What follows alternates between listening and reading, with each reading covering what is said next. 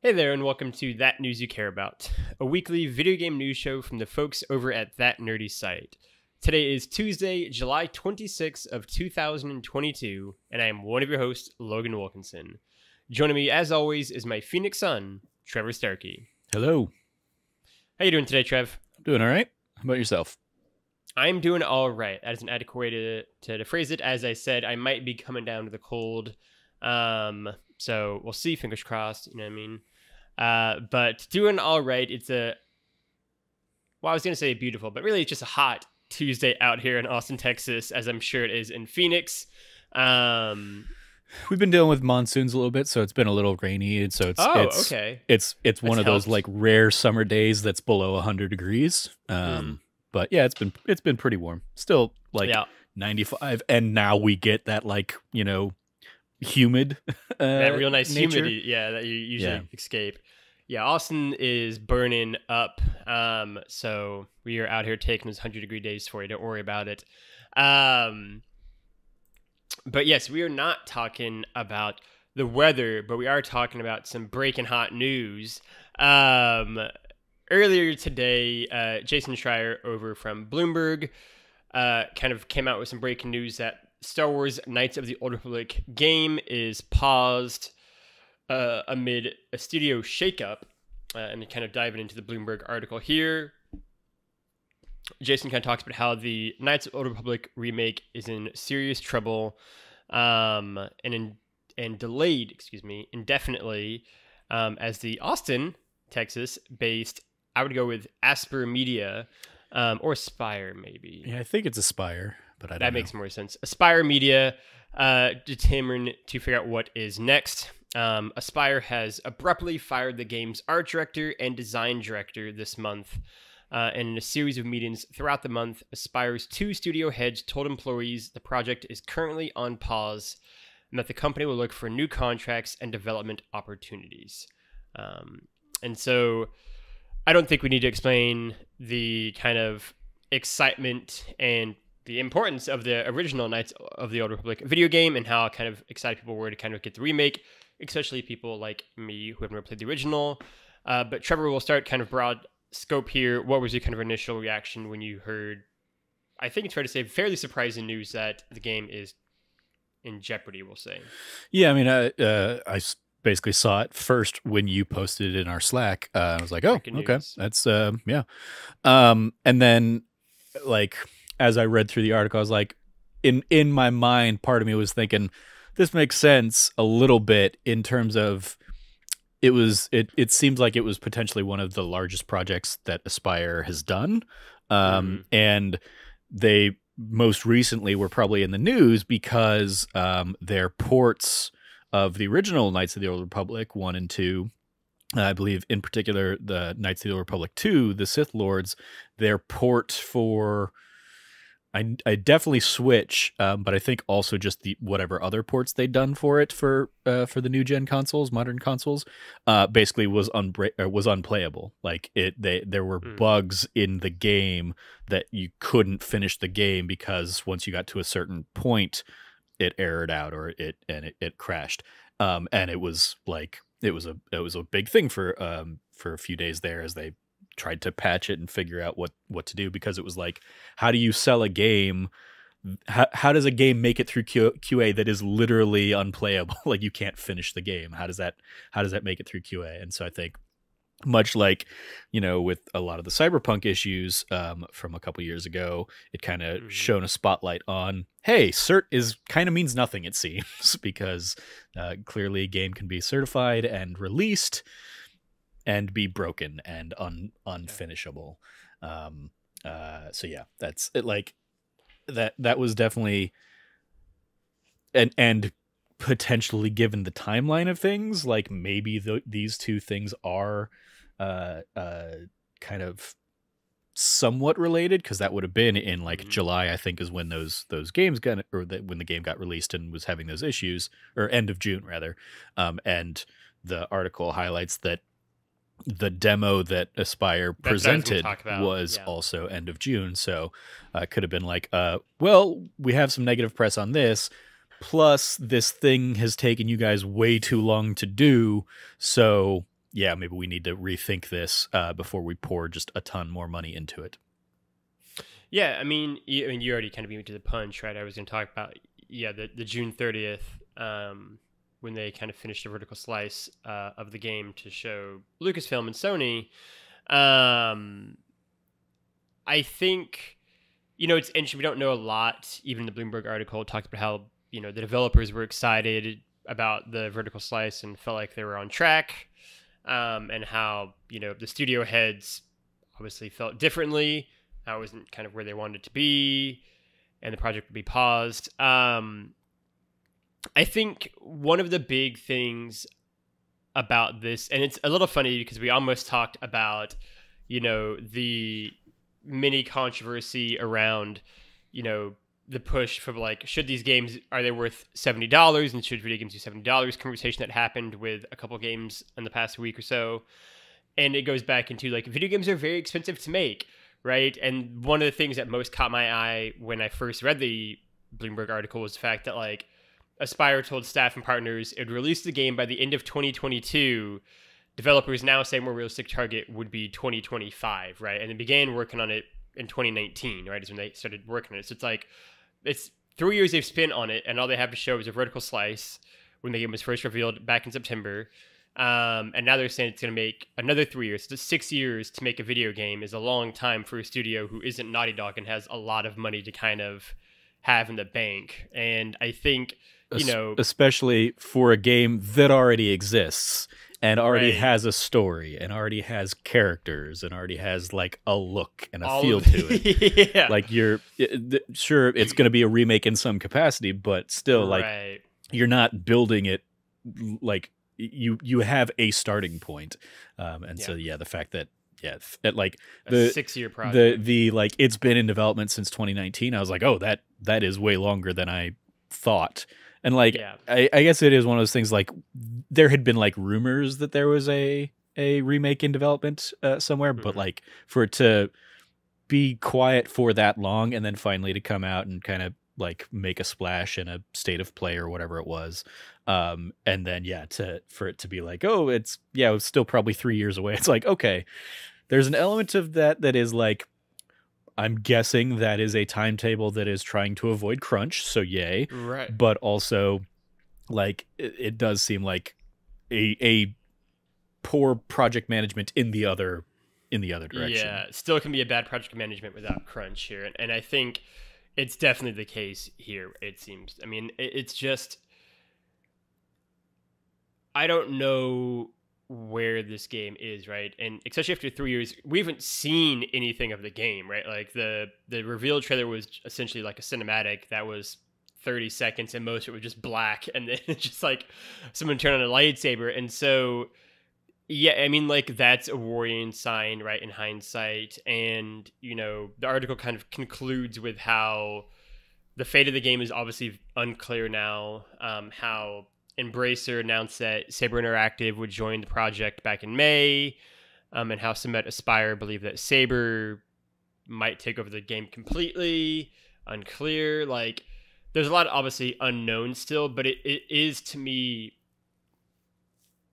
fairly surprising that I think a game of this scale and caliber, right, and a project of like this kind of prestige is just potentially on life support in kind of the best case scenario, if not just like outright like dead for right now, depending on what depending on what Saber's doing. And it is such a unfortunate thing, right? Because like, at least for me, there's an element of like, like I want Aspyr or a studio of that size to kind of get a game like this to kind of show off their chops and prove that they can do this thing, to kind of then build that into taking on more ambitious projects, maybe of their own kind of volition and IP.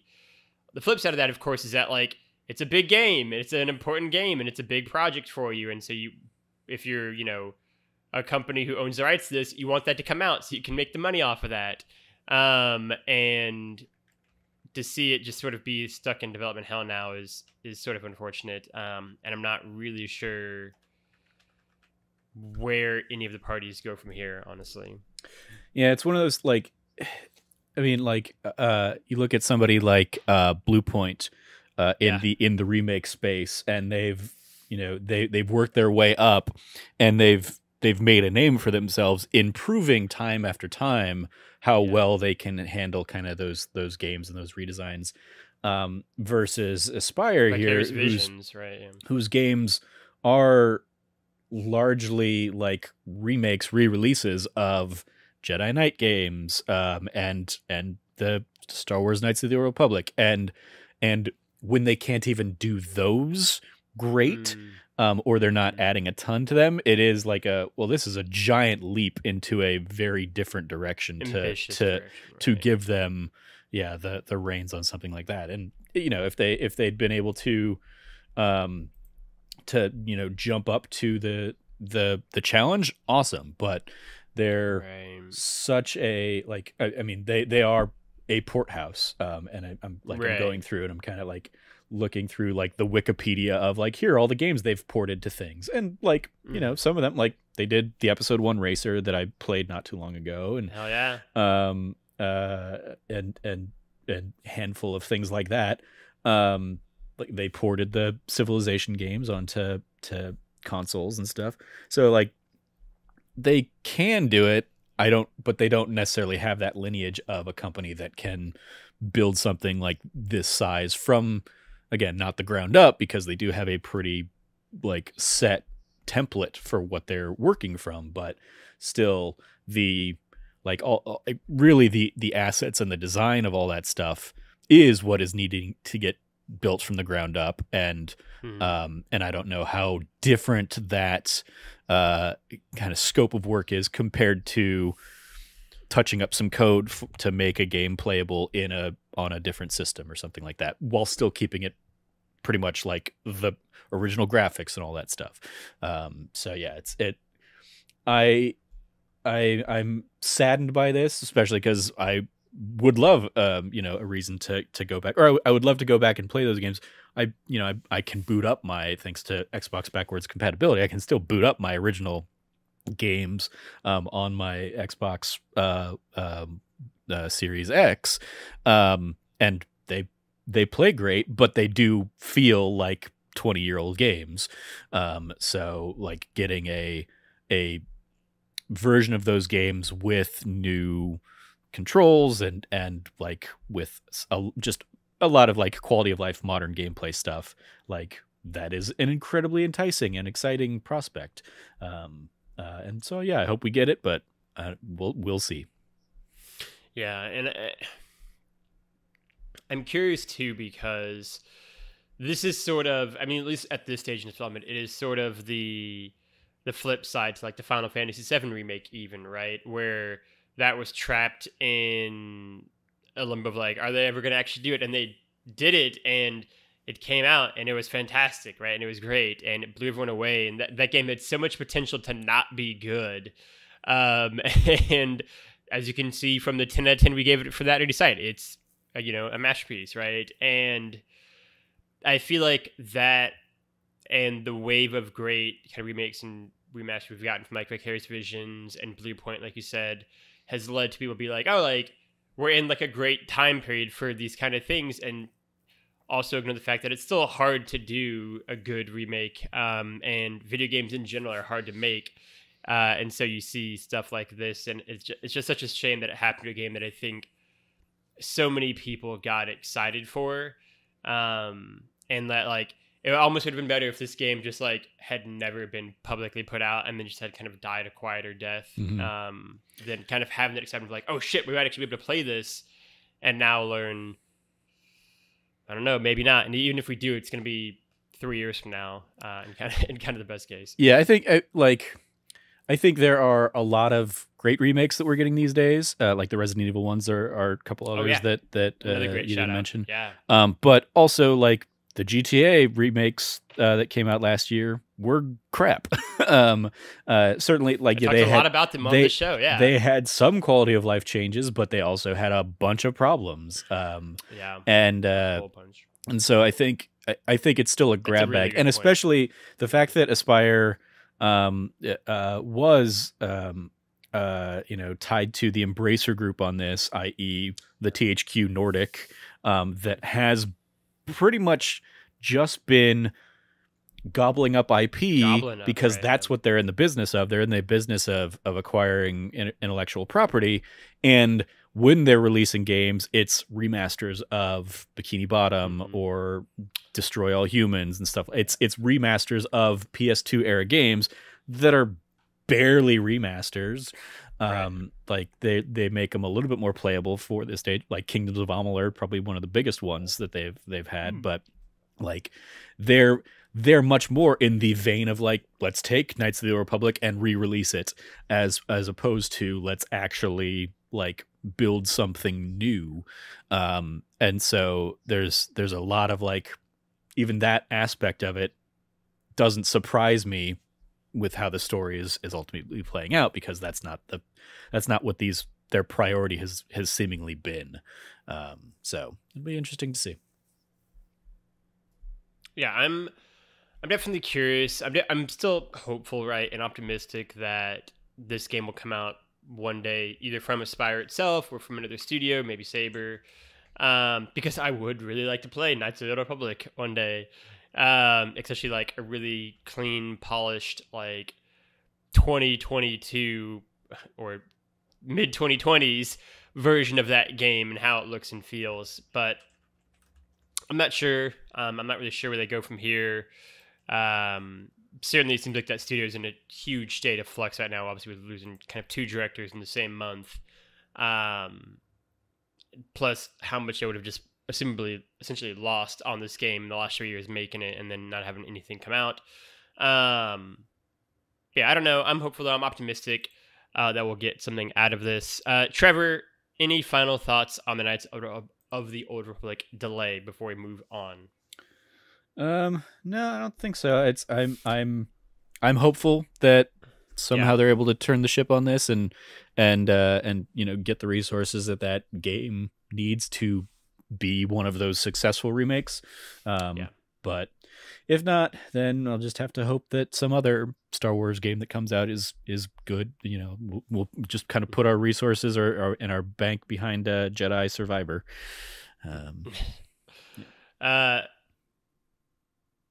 Excellent. Trevor, you've got a shout out. I've got a couple as well. What is your first shout out? So my shout out is a Game Informer article that I saw go up. I saw it, I think, yesterday, but it looks like it was published on the 21st. It is called A New Destination, How Open Roads Changed Direction and Saved Its Turbulent Road Trip.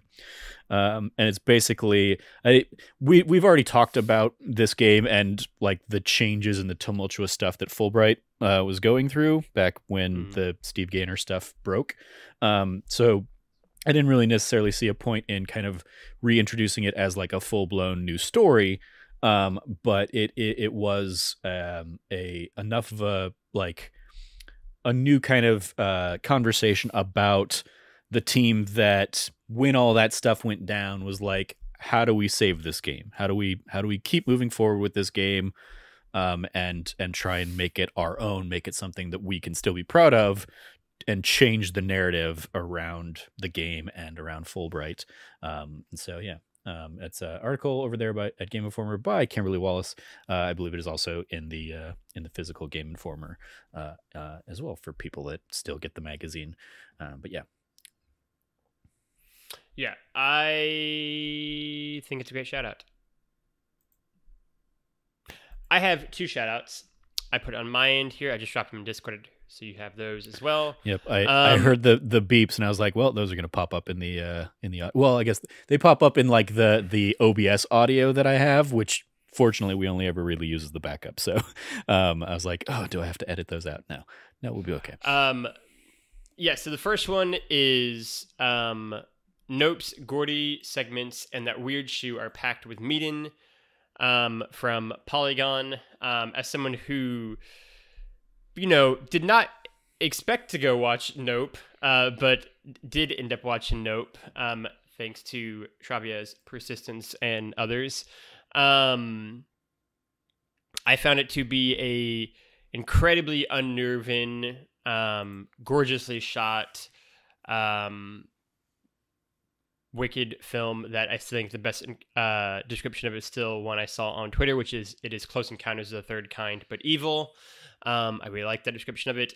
And after leaving it with a couple friends, the area of the film that proved to be the most divisive was its Gordy segments, as highlighted by this piece, which I found to be one of the most unnerving sequences I've seen in a film in years, but also super, super important to the film itself. This Polygon piece kind of goes into that and delves into just why the Gordy segments are so important, and kind of goes into the shoe, and it kind of ties into a conversation I've been having with friends the past couple of days. I can also assure you, Trevor, if you were worried at all that Nope is unquestionably and unambiguously not a Trevor Starkey movie. Oh, I didn't need anything to tell me that. I knew I can from like the first trailer I saw. I was like, Nope. Nope is Nope, indeed. Yeah. I was also not on as excited about it as I have been for other Jordan Peele movies, but it is definitely a very special movie, one that I will not watch again. And yeah, it is one sequence in particular with Gordy is just absolutely.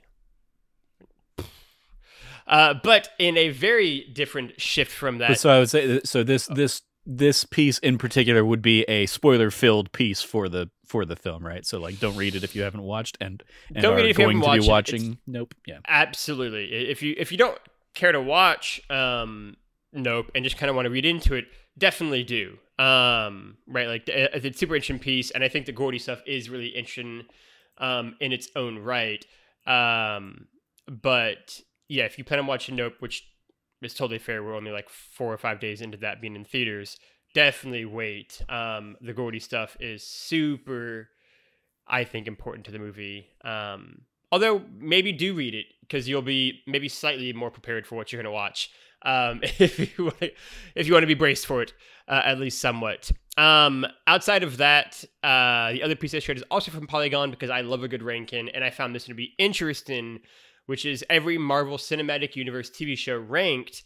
The thing I found interesting about this ranking is that it is not just the Disney Plus Marvel shows, it is everything within the Marvel Cinematic Universe. So you're getting a kind of wide array of things that don't necessarily tie together, both the obvious and the Punisher, Daredevil, and Jessica Jones, but also some of the weirder ones like Cloak and Dagger from Freeform, and The Runaways, and of course Inhumans and Hellstrom. So I thought that was a really fun list of things that are only tangentially related to each other, kind of all being put together and ranked, even though they're very tonally different in terms of quality and creative kind of themes and vibes.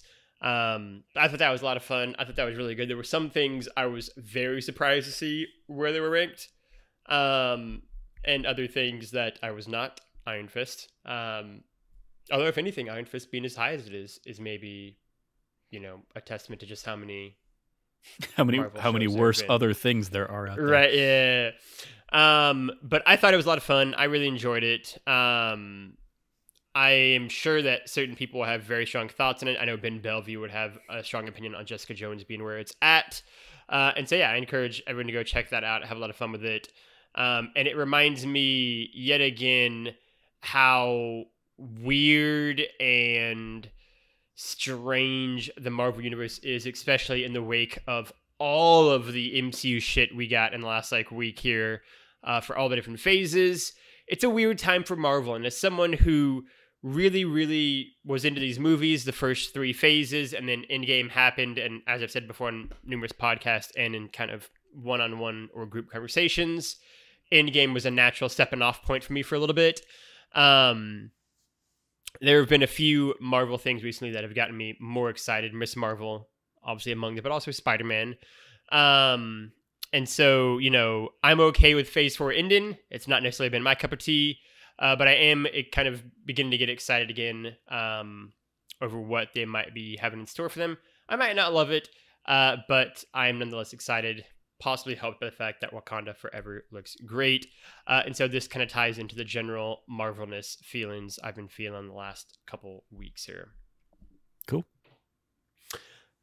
Otherwise, that's a show.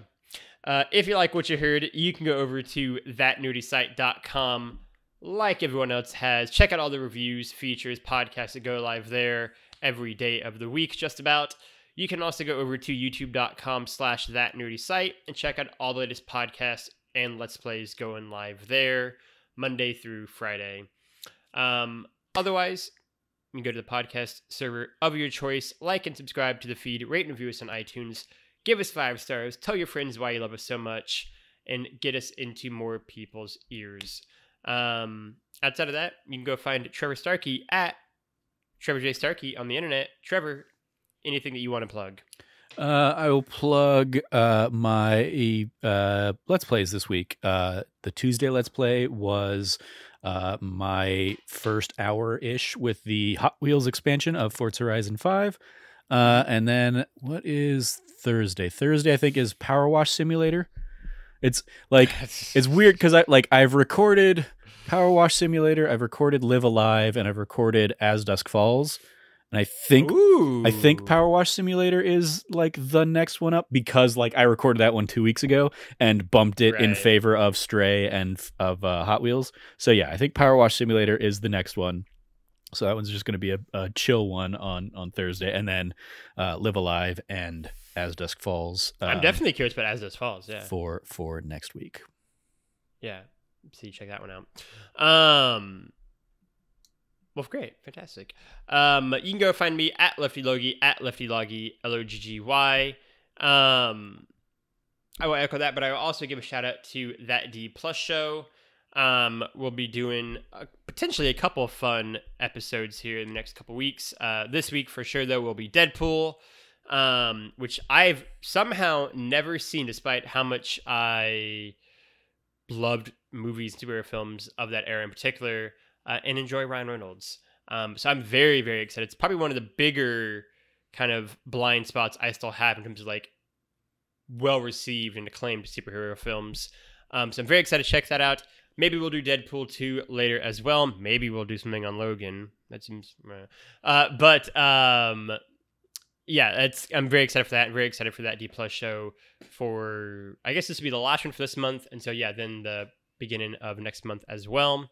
Otherwise, you can go find you can go find That Nerdy Site at That Nerdy Site all across the internet. For myself, for Trevor, for all of us here at That Nerdy Site, play your games and be good to each other.